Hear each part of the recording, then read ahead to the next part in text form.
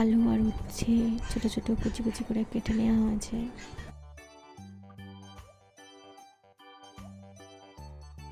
সর্ষে আর পোস্ত অল্প পরিমাণ বেটে নেব। কড়াইতে পরিমাণ মতন সাদা তেল দেওয়া হয়েছে। উচ্ছে আর আলুতে কিছুক্ষণ হলুদ আর লবণ মাখিয়ে রেখে দেওয়া হয়েছিল। তেল গরম হয়ে গেছে, এবার এগুলো সব দিয়ে দেব। পরিমাণ মতন লবণ দেওয়া হলো।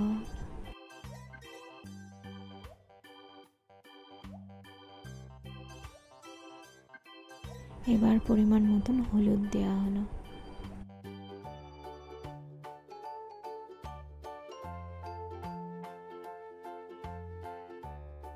এবার এগুলো মিক্সড করে যতক্ষণ না ভাজা ভাজা হচ্ছে ততক্ষণ নাড়তে থাকবো, মিনিমাম 2 মিনিট।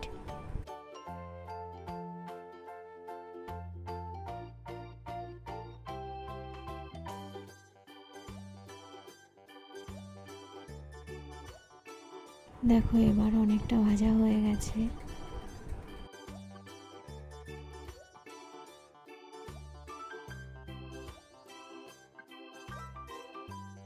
দেখো আমার ভাজা হয়ে গেছে। এবার পোস্ত আর সর্ষে বাটাটা ঢেলে দেব।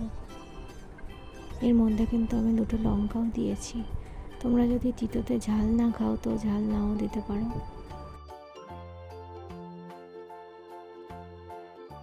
এবার এটাকে কিছুক্ষণ নাড়বো যতক্ষণ না একটু মাখা মাখা হচ্ছে।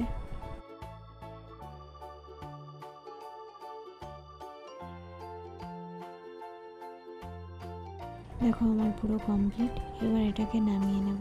তোমাদের যদি এই উচ্ছে চচ্চড়িটা ভালো লেগে থাকে অবশ্যই বাড়িতে করে খাবে।